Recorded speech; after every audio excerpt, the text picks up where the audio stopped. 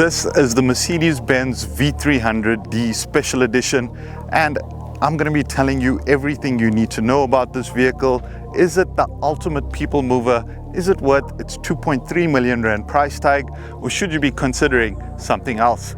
So let's get into it.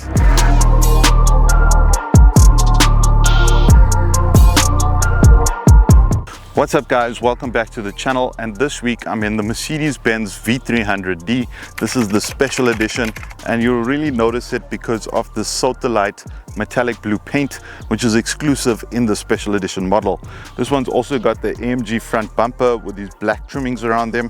You got a nice front grille as well as LED headlamps, and then under the bonnet you've got a 3-liter turbo diesel motor, which is good for about 174 kilowatts and 500 newton meters of torque.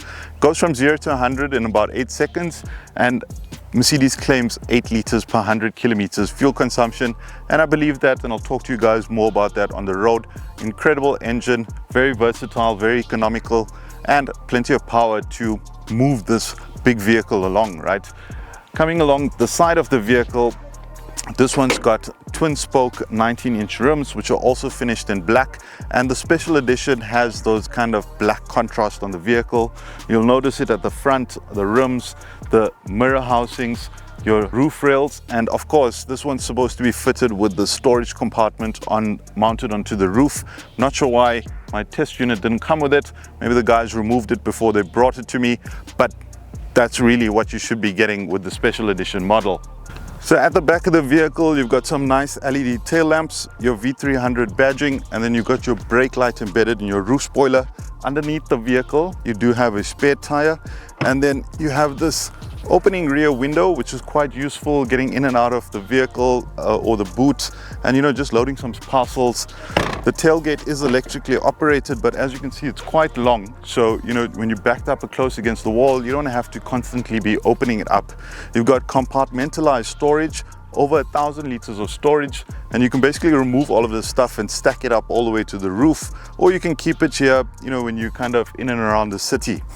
Open up this little storage area, and you've got a whole bunch of storage boxes and crates allowing you to hold your goods at the back of your vehicle, and then you've got rubberized mats as well, and then you've got a 12-volt socket here on the side of the boot.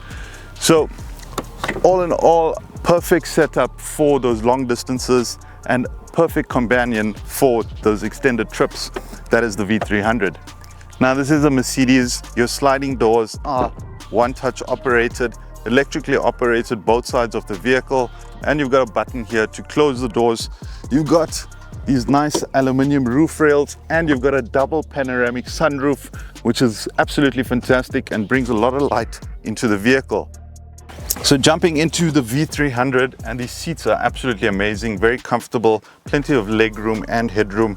Second row of seats are quite spoilt. You got plenty of storage space. You've got a table here, you've got cool cup holders, you've got climate control, and then you've got air vents on either side of your door. Obviously these doors are electrically operated as well on both sides. And then in your third row of seats, you've got 12-volt sockets. You've also got some air vents. No climate control for the third row of seats, but also beautiful seats, plenty of space, and anybody that's sitting in the back here, you'll comfortably sit or seat 5 passengers at the rear, 2 here and 3 in the back. So I would say that this is a very comfortable 7-seater because every passenger, no matter which row of seats you're sitting in, is really well accommodated for. I think the only thing I would have liked to have seen is some Type-C ports maybe in the back in the second and third row. I think that would have been quite useful for those longer distance trips, and it does have the 12-volt sockets, but you're going to have to buy the adapters to be charging your devices, etc., which is not the end of the world, but I mean it is a 2.3 million rand 7-seater people mover, right? So I want those USB-Cs in the vehicle, and I just think it would be a nice addition to the very luxurious spec that Mercedes-Benz does offer. Don't forget to like and subscribe to the channel if you're enjoying our videos. And most importantly, don't forget that AutoAdvisor is a technology company in the automotive industry that's focused on getting our customers the best price on their next new car.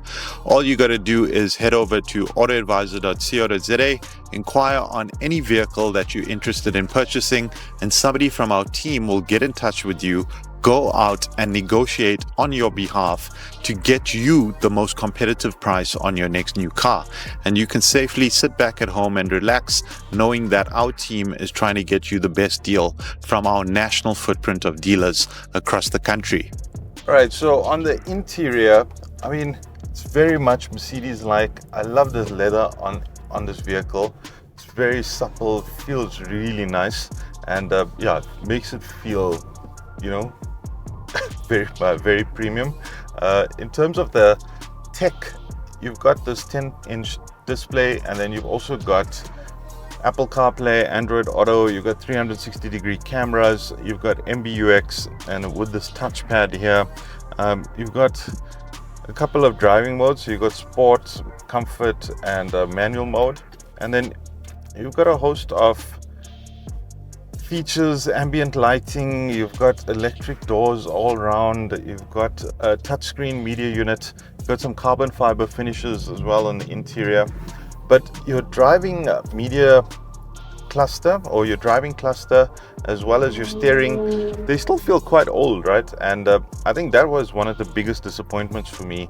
And I know that Mercedes was probably going to bring it out in the next generation of V-Class, but I mean, this interior, if you've been in some of the other Mercedes, you would know that this is nowhere near what Mercedes-Benz interiors are like, right?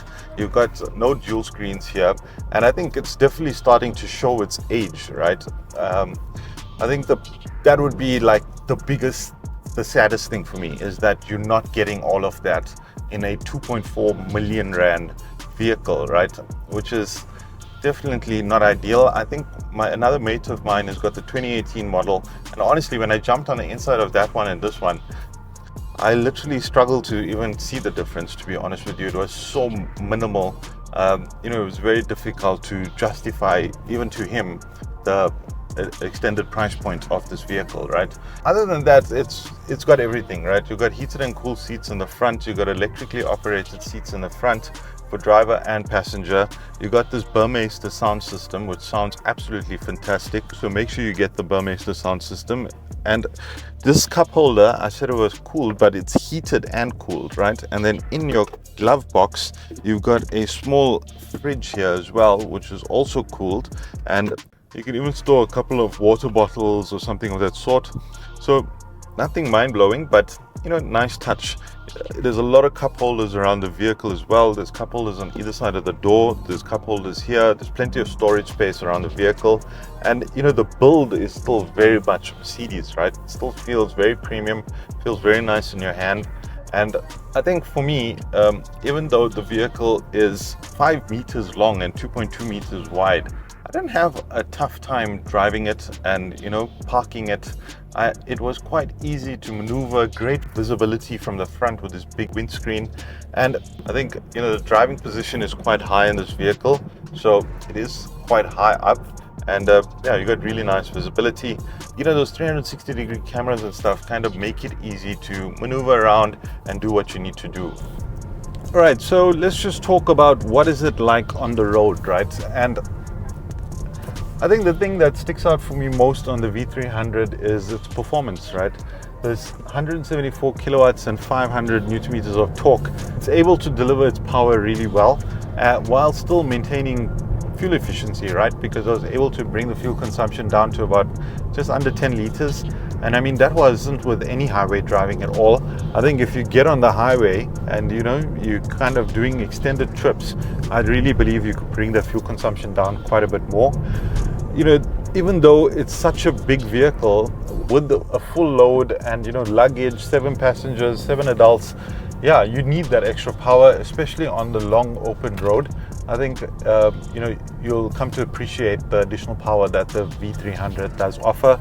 I mean, the V250 is still nice, but on that open road, you do feel that little bit of lack of power. But again, you know, this is not a vehicle you're buying for excessive amounts of like speed and performance. It's just a nice to have, right? But it's really, you'll easily be able to live with 140 kilowatts, let me put it to you that way, right? And you know, it might take you a little bit more thought to overtake somebody, but you're also saving R1,000,000 along the way, right? And I think with, you know, being such a big vehicle, you would think that it's difficult to maneuver, park, and kind of get in and out of parking spaces, but I promise you it is very easy to drive, very easy to maneuver around.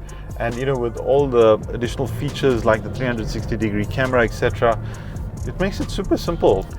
So from a safety perspective, the V300 is still very well equipped. You've got lane keep assist, you've got 360-degree cameras, you've got a 5-star NCAP rating, you've also got adaptive cruise control, and yeah, you know, there's quite a bit that you get on here, so no complaints there. Yeah, with that said, I think the V300 is just absolutely a dream to drive. You know, it's so efficient. I was able to bring it down to about 10 liters with mostly city driving. It's perfect for my lifestyle, to be quite honest with you. You know, doing this school run, fetching the kids, more than plenty space. I really like the compartmentalization in the boot, you know, being able to store like packets, open the window, easy access into the boot, and just plenty of space to do whatever you want for your family, right? And I think really that's the selling point for me in the V-Class. I don't know whether I would choose the 300 right now, but you know, I like it for, it's fit for purpose, right? And it's all around practicality. I really think it's a great offering, a great vehicle. And you know, I always said that if you're going to be spending 2 million rand on a vehicle, why not buy a 7-seater vehicle over an SUV, right? Because this will seat 7 people comfortably, whereas I know you get some 7-seater SUVs, but you're always kind of strapped for space, and you don't always have the luxury of seating 7 adults, right? So if you're in that 2 million rand price point, I definitely think this is something to be considering over an SUV. And yeah, I think it's good value when you put it in, you know, into perspective like that there. But other than that, I think, you know, the V300 is really, that extra power delivery makes all the difference, right? The V250 feels a little bit sluggish when compared to the V300, and this one also has, the V300 has a 2.5 ton towing capacity, right? So you can tow about 2.5 tons with this vehicle. So yeah, I think you know, that would be welcomed. All right, so let's just talk about the competition and pricing for the V-Class. I mean, you've got the Transporter, you've got the Opel Zafira, you've got the Caravel, you've got the Quantum, you've got the V-Class, which includes the V220 and the 250, right? Because I still feel like it's competing with the V300, just these different derivatives within the range. I mean, from a pricing perspective, you've obviously got the Transporter at, you know, the lower end of the range. But you know, the ones that I think are really going to be competing with the V-Class is the top of the line Staria, the Caravel, and obviously the 220 and 250d V-Class, right? I think those ones are, you know, it's just such a tough market and the economy is quite tight right now. So to justify the full 2.4 million rand price tag for this V300, it's quite a difficult thing to do, right? And I think this is where the Caravel and the Staria and the Quantum VX really play an important role, because it might not be a V-Class and it might not have the status symbol that, you know, the V-Class has, but in terms of its fit for purpose and overall build and, you know, some of the tech inside, you can find all of that stuff in those models as well, right? And I think you know, the special edition, as nice as it is, it just commands quite a significant price point, right? At 2.4 million rand. I think the V250D is about 1.4 million rand. So, you know, almost a million rand price difference between the 250D and the 300D. And I would say it's about the same for the Staria as well as the Caravel, right? They're probably priced around the same kind of price range. So it's quite a significant price difference between the vehicles. And the reality is that this V300 hasn't been updated in quite a while, and the new V-Class is coming out soon.